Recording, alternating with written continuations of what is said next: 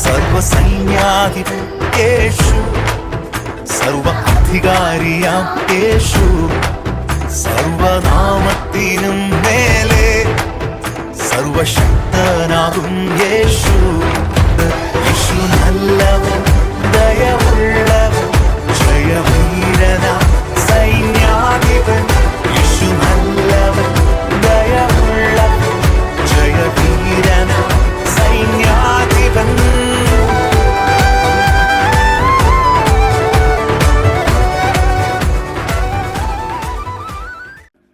ശിലേറ്റ സ്നേഹം നിറഞ്ഞ സഹോദരങ്ങളെ, അഞ്ചപ്പത്തിലേക്ക് പ്രാർത്ഥനാപൂർവ്വ സ്വാഗതം. ഈ ദിവസങ്ങളിൽ നമ്മൾ യേശുക്രിസ്തുവിനെ കുറിച്ചുള്ള ഏറ്റവും പ്രാധാന്യമേറിയ വചനങ്ങളാണ് ധ്യാനിച്ചു കൊണ്ടിരിക്കുന്നത്. തീർച്ചയായും ഇത് നമ്മൾ അറിയുകയും ഈ പരിശുദ്ധമായ വചനങ്ങളും അവയുടെ സത്യങ്ങളും അവയുടെ അറിവുകളും നമ്മുടെ പ്രിയപ്പെട്ടവരുമായി പങ്കുവയ്ക്കണം. കാരണം ഇന്നും യേശുവിൽ വിശ്വസിക്കുന്നു എന്ന് പറയുന്ന അനേകായിരങ്ങൾക്ക് യേശു നമുക്ക് വേണ്ടി എന്താണ് ചെയ്തത് എന്ന്, യേശുവിലൂടെ നമ്മൾ എന്താണ് സ്വന്തമാക്കിയത് എന്ന് പലപ്പോഴും അറിയാതെ പോകുന്ന അവസ്ഥകൾ നമ്മുടെ ജീവിതങ്ങളിൽ ഇല്ലേ എന്ന് നമ്മൾ ചിന്തിക്കണം.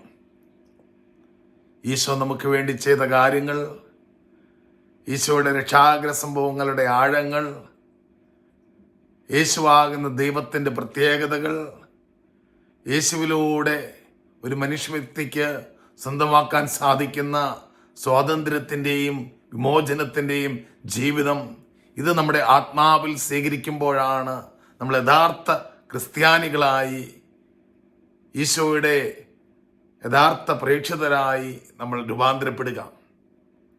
റോമാലേഖനം 5-ാം അധ്യായം 8-ാം തിരുവചനം നമ്മളെ പഠിപ്പിക്കുകയാണ്, നാം പാപികളായിരിക്കെ ക്രിസ്തു നമുക്ക് വേണ്ടി മരിച്ചു.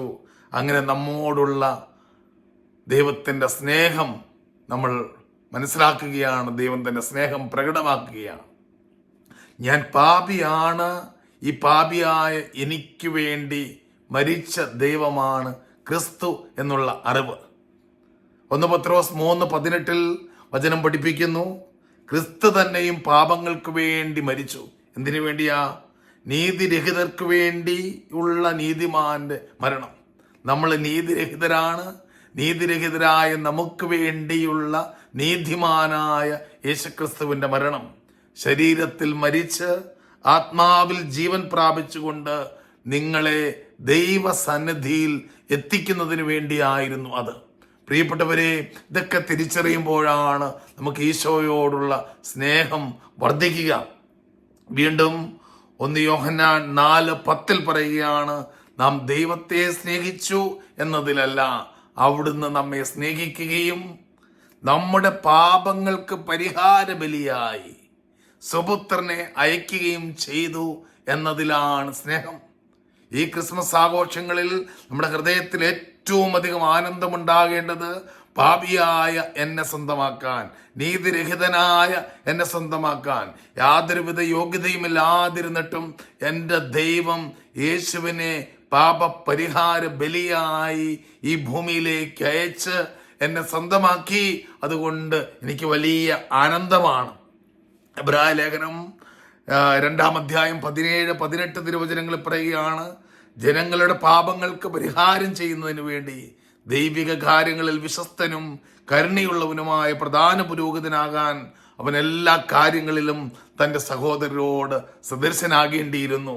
അവൻ പീഡ സഹിക്കുകയും പരീക്ഷിക്കപ്പെടുകയും ചെയ്തുകൊണ്ട് പരീക്ഷിക്കപ്പെടുന്നവരെ സഹായിക്കാൻ, എന്നെയും നിങ്ങളെയും സഹായിക്കാൻ യേശുവിന് സാധിക്കുമല്ലോ എന്ന് വചനം പഠിപ്പിക്കുകയാണ്.